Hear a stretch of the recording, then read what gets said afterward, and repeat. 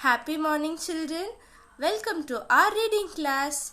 In today's session, we will learn the first three letters of Group 4 phonic sounds. Shall we start? Okay, children. The first letter is A, I, A. Repeat after me. A. A. Shall we sing the song for A? My hair hurt, I was in pain. A. My hair hurt, I was in pain. What did you try to say? The next letter is J. What is the sound for J? J, J, J. Repeat after me, children. J, J, J. Okay. Do you like to eat jelly? Yes?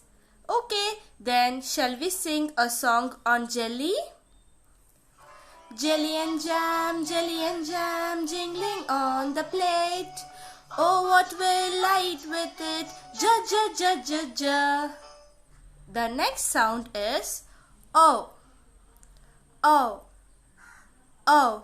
Repeat after me. O. O. Shall we sing the song for O? Oh, did you see the belly goat? Oh. Oh, did you see the belly goat under the old oak tree? Very good, children.